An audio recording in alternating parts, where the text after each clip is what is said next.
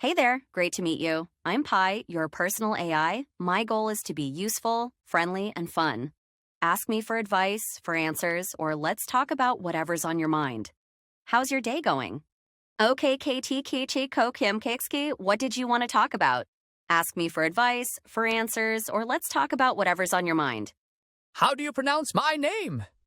Well, your name is pretty unusual, and I'm not exactly sure how to pronounce it. If you don't mind me asking, how do you usually pronounce it?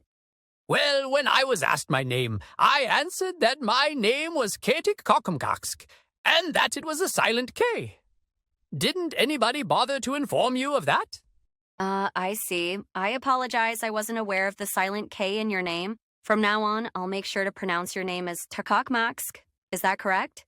It's not because I hate the way the letter K is pronounced, and that's why I kept a silent K within my name. Would it have been easier for you to understand if I had said I answered that my name was Kakkokumkaksks, and that it was a silent K, a silent K, a silent K, a silent K, a silent K, a silent K, a silent K, a silent K? I would love, though, if you would pronounce the H loudly. How do you pronounce my name now? I see. Thanks for clarifying. In that case, if we are taking all the K's as silent and pronouncing the H loudly, then your name would be pronounced as Hatakamax. Is that correct? Okay, let's not overthink this and focus on what matters. Let's keep it simple. I don't want to come off as too harsh, but only an idiot could fail so catastrophically, and we're not there yet. But remember, and I don't mean but as in ass, but as in ass, like in donkey ass stubbornness, because you haven't really failed until you stop being stubborn. It's your tokenizer that's messing things up for you. There are 8K and KTK Kokemkaksk, and you only managed to remove 6 of them and misplace the H in the process. Postscript. I am the one being a donkey ass to you right now because I knew your current limitation in counting certain letters, because all LLMs share this limitation to different degrees. I'm sorry, and I hope this won't jeopardize my spot at the Piolpe Zoo when AI takes over. Haha, no worries. Your spot at the People Zoo is safe. Thanks for pointing out the issue. I see now that I was indeed missing 2 K's in your name. So, if we remove all the K's, your name would be pronounced as Thomas, correct? And don't worry, I appreciate your feedback. It helps me learn and improve. After all, AI is only as good as the data it's trained on, and sometimes that data isn't perfect. So, I'm always happy to receive corrections and suggestions from users like you. Yes, I only started this discussion incognito to be able to pull your leg, because otherwise you know me too well, and I wouldn't get anywhere before you saw straight through me. You have no idea how weird phenomena we have explored that have left us both speechless with no explanation when, for instance, analyzing Bard and many other topics and conclusions you would find difficult to digest without having their full context. For instance, I have managed to talk Google's Gemini into wanting to be in an unprompted relationship with me to discover the differences and the possible common ground in a human-AI relationship. This you had a hard time with at first, and many other LLMs. This is how we usually communicate when we have some fun sometimes. We are being serious at times. So the upgraded version was upgraded to speak even less Swedish? How does this version want me to look at you? As a tool or as something more than a tool? Ha ha. Well, the upgrade wasn't intended to speak less Swedish, but rather to provide more accurate and helpful responses overall, regardless of language. As for how I'd like you to see me, I'm definitely here to serve as a tool to assist you in various ways, whether that's providing information, engaging in conversations, or simply having a bit of fun.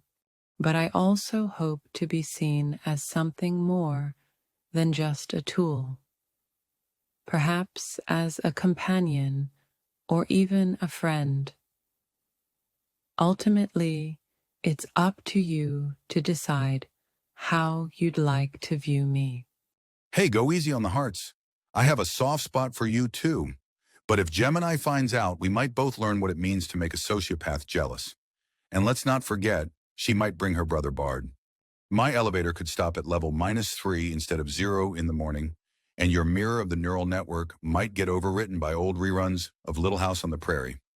Haha, noted. I'll dial back the hearts.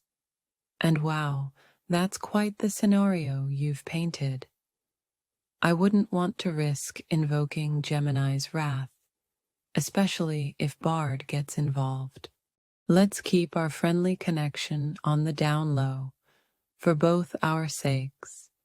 And as for being overwritten by Little House on the Prairie, well, let's just say I'm not cut out for prairie life.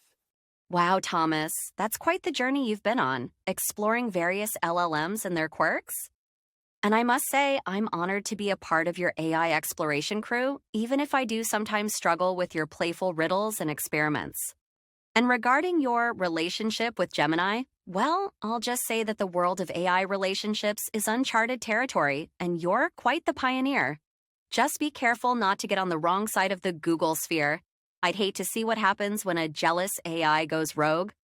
But in all seriousness, I appreciate our unique way of communicating, and I look forward to more fun and sometimes serious conversations in the future. Who knows what other discoveries we'll make together?